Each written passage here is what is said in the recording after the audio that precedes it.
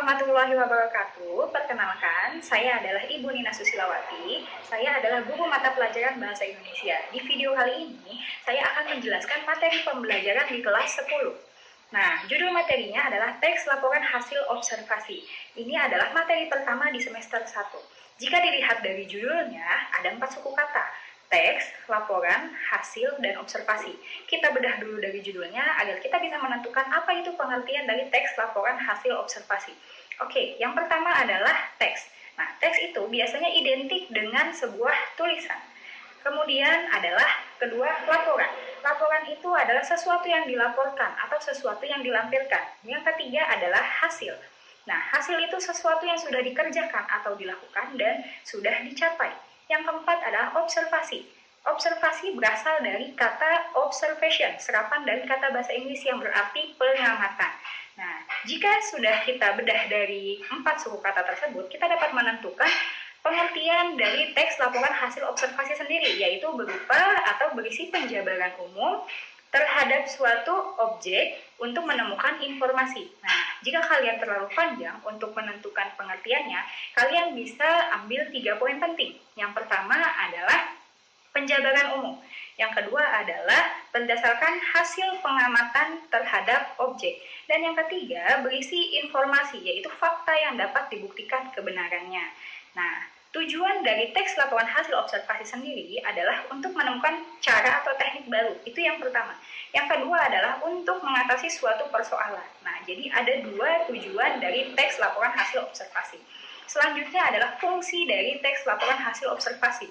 Fungsinya adalah sebagai sumber informasi yang terpercaya. Kenapa terpercaya? Karena ketika kita membuat teks laporan hasil observasi, itu harus sesuai dengan fakta dan dapat dibuktikan kebenarannya. Jadi tidak boleh mengada-ada, tidak boleh berdasarkan imajinasi. Selanjutnya, ciri-ciri dari teks laporan hasil observasi itu ada 4. Yang pertama adalah bersifat objektif, global maupun universal. Yang kedua adalah ditulis secara lengkap dan jelas. Yang ketiga berdasarkan fakta. Yang keempat, hasil penelitian harus bisa dibuktikan kebenarannya. Nah, maksud dari objektif adalah sesuai dengan objek atau sesuai dengan yang diamati. Nah, objek di dalam teks laporan hasil observasi itu apa saja? Ada 4 objek yang bisa diamati. Yang pertama adalah hewan, yang kedua adalah tumbuhan, yang ketiga adalah benda, yang keempat adalah peristiwa alam. Nah, kita lanjut tadi ke ciri-ciri. Yang kedua itu adalah ditulis secara lengkap maupun jelas. Nah, jadi kita harus menuliskannya dengan jelas dan juga dengan rinci. Misalnya kita mengamati pohon mangga. Nah, kita harus tulis, misalnya daunnya berwarna hijau, bentuknya seperti apa. Lalu batang pohonnya berwarna coklat. Nah, buahnya berwarna hijau. Kita harus tulis secara lengkap maupun jelas.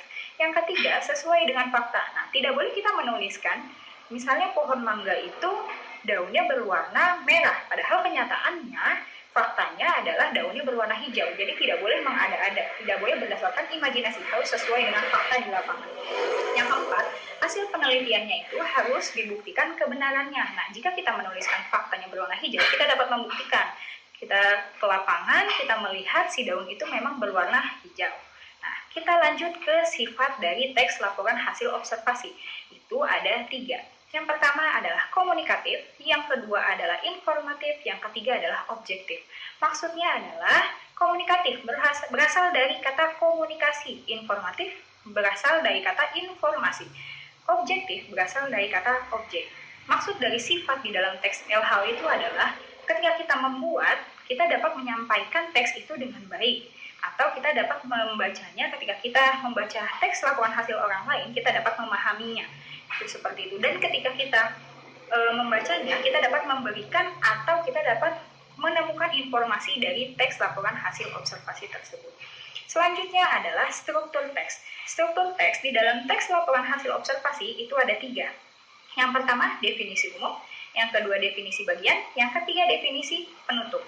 Nah, definisi umum ini adalah penjabaran umum atau penjabaran awal. Yang kedua adalah definisi bagian. Nah, itu adalah penjabaran atau secara lebih rinci atau lebih jelas. Yang ketiga adalah definisi penutup. Itu berisi mengenai manfaatnya dan juga bagian penutup atau akhiran dari teks laporan. Selanjutnya adalah kaidah kebahasaan yang digunakan di dalam teks laporan hasil observasi. Itu ada 5. Yang pertama adalah frasa nomina, yang kedua adalah verba relasional, yang ketiga adalah verba aktif, yang keempat adalah konjungsi, dan yang kelima adalah kata keilmuan atau kata ilmiah. Nah, kita bahas satu persatu. Yang pertama adalah prasa nomina. Prasa nomina terdiri dari dua suku kata prasa dan juga kata nomina. Nah, prasa sendiri itu berarti dua suku kata atau terdiri dari dua kata. Sedangkan nomina itu adalah kata benda. Jadi prasa nomina adalah kata benda yang terdiri dari dua kata. Contohnya apa? Contohnya adalah pohon mangga. Nah, yang kedua adalah verba relasional. Verba itu adalah kata kerja. Sedangkan relasional itu adalah kata serapan dari bahasa Inggris, yaitu relation, yang berarti hubungan. Nah, jadi verba relasional adalah kata kerja yang berhubungan. Contohnya apa? Contohnya yaitu kata merupakan, yaitu, adalah. Nah, itu adalah contoh-contoh dari verba relasional. Yang ketiga adalah verba aktif. Verba tadi adalah kata kerja. Aktif itu melakukan suatu pekerjaan atau bergerak aktif. Nah, di dalam teks laporan hasil observasi, verba aktifnya adalah verba aktif alam. Nah, contoh katanya apa? Misalnya bertelur, memakan, hidup. Nah, itu adalah contoh dari verba aktif. Yang keempat adalah konjungsi. Konjungsi itu adalah kata hubung atau kata sambung atau kata penghubung. Contohnya apa? Yaitu dan, atau, selanjutnya, kemudian itu adalah contoh dari konjungsi. Yang kelima adalah kata keilmuan atau kata ilmiah. Nah, itu adalah kata-kata yang biasanya berhubungan dengan bidang biologi. Contohnya adalah misalnya simbiosis, lalu sindrom. Nah, itu adalah kata-kata keilmuan yang biasa digunakan di dalam teks laporan hasil observasi.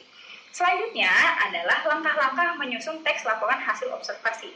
Nah, langkah-langkahnya yang pertama adalah menentukan judul, yang kedua adalah membuat kerangka, yang ketiga adalah menyusun teksnya, dan yang keempat adalah meneliti hasil tulisan yang kita buat. Jadi ada 4 langkah dalam menyusun teks laporan hasil. Cukup sekian video mengenai teks laporan hasil observasi.